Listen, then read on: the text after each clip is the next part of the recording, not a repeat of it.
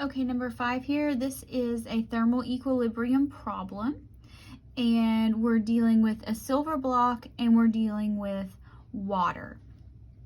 So we're going to be dealing with equilibrium, which means that the heat that's gained by one is lost from the other. So let's figure out which way the heat is going. So the silver block starts out at 58.5 and gets cooler. The water starts out at 24.8 and gets warmer. So it looks like heat is going from the block, the silver, to the water. So let's do that so we know that heat of the silver, so it's being lost by the silver, and it's going to be heat that's gained by the water. And we know here it gives us specific heat, so we know we're going to be using MC delta T on both sides, and we just need to match this up correctly. All right, so everything silver related I'm going to put on the left. Just carry this negative sign down. It wants to know the mass of the silver block, so that's what we don't know. Do we know specific heat of silver? Yes. 0.234 joules per gram degree Celsius. Delta T, remember that's going to be final minus initial. So final, 26.2 degrees Celsius, minus where it started, 58.5 degrees Celsius. Now let's move on to the water. Equals 100 grams of water. Specific heat of water, 4.18 joules per gram degree Celsius. And temperature of water, final, 26.2 minus initial 24.8. All right, so what I'm going to do first,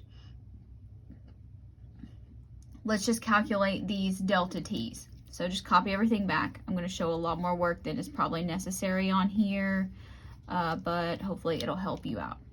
Okay, so we get 26.2 minus 58.5. Negative 32.3.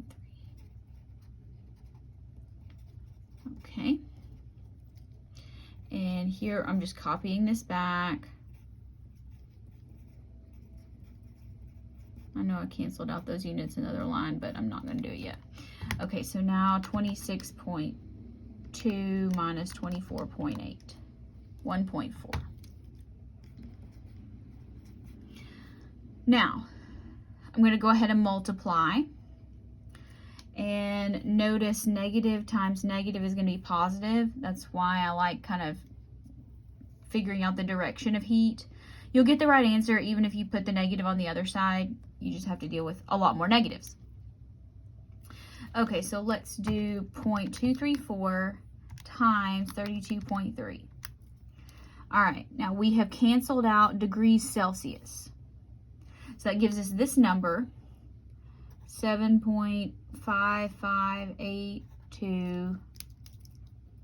You can leave off the 2 if you don't want to. Make sure joules per gram, and then there's the variable. We're going to be solving for M. But keep track of these units. That's going to be important here. Now on this side, we can cancel everything out and only be left with joules. So let's just do this multiplication. 100 times 4.18 times 1.4.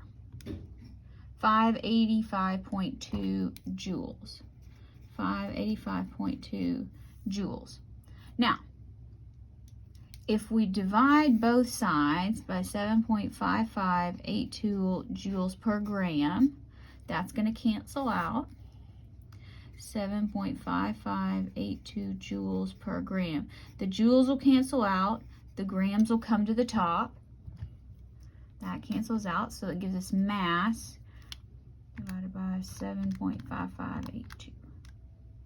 So 77.43 grams.